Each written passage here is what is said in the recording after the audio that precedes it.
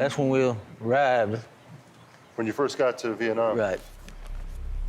Well, we didn't know what we were going to really get into when we left Fort Campbell. We found out in a hurry, especially in January, February 1968 when the Tet Offense kicked off.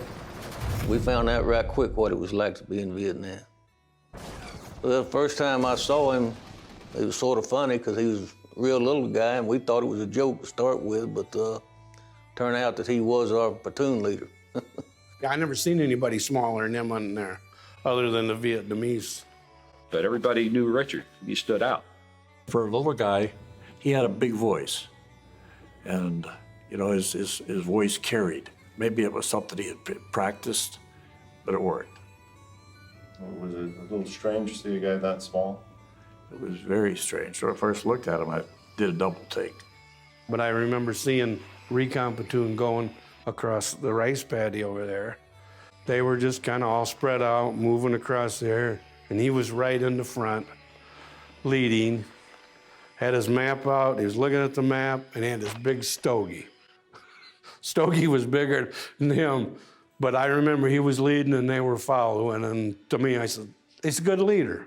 There was a doubt that he was in charge. I saw the respect that was there too, because they knew that he could be stringent at times. He always had that attitude. He had that tough guy attitude. Even though he was really short, he was always really tough looking and always very outspoken and a forceful individual. But he was very smug too. He was very smug about it. He just had that attitude. He was a tough little prick, but they like tough little pricks when you're in combat. They don't want that, you know, milk toasty guy. He was full of fire, you know.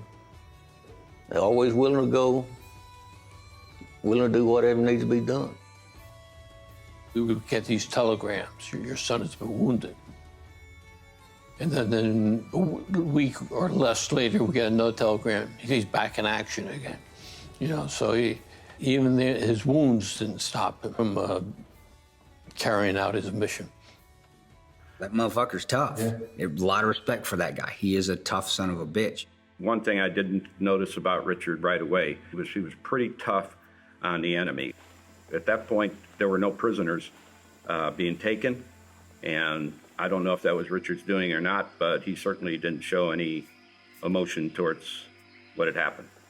It was when Flaherty and I did the operation sweeping the village, going down, we were actually on opposite sides of a river, and I think it was in what we called the 8-Click-Ville at that time. It was this long 8,000-meter village that ran with a river running through it, and it was a known area where you're going to get contact. You never went in the 8-Click-Ville without running into the enemy. For some reason, they just kept coming back there. And so we're doing a sweep, and my unit had jumped some North Vietnamese and Viet Cong on one side of the river. And we shot several of them, but they weren't dead. And I was going to call for a medevac helicopter, a dust-off, to get them out of there. So, because I had the medics work on them and, it looked like, okay, well, they're about as stable as they're going to get. And so I'm radioing over to Richard, and I said, I've got 2 Victor Charlie WIA. And he said, Roger, 2 Victor Charlie KIA. And I said, no, WIA. I said, so, Whiskey India Alpha. And he says, no, he kept coming back with the KIA. And I knew what he was saying, because he was saying basically, let's just move on, kill them, let's just go. And I had guys in my platoon that are looking at me going, no, we don't want to do this. And so I said, no, we're going to evacuate them. And I made Richard stand down and wait till we got a chopper in there. A lot of things that happened like that over there, as soon as it was over, you forgot about it. Later on in the tour, I became Richard's company commander. So now he's still platoon leader, he's reporting to me. He came in one time to come see me, and Richard would wear this revolver on his hip, and it had white handles on it, almost like a pearl handle type revolver. I have no idea what it was really made of, but that's what it looked like. It was like a 6-gun. And he took it out of the holster and pointed it at me. And he's smiling, and he spun it back and put it back in the holster. And then he does it again. Now, we haven't really said a word to each other. and he puts it back in the holster. He's smiling all this time. And I had my rifle down like this, and I went click, click, which goes from basically safe to full automatic. And he heard that. I said, Richard, if that clears that holster again, I'm gonna stitch you from your toes to the top of your head. And he just looked at me and smiled, and he turned around and walked away.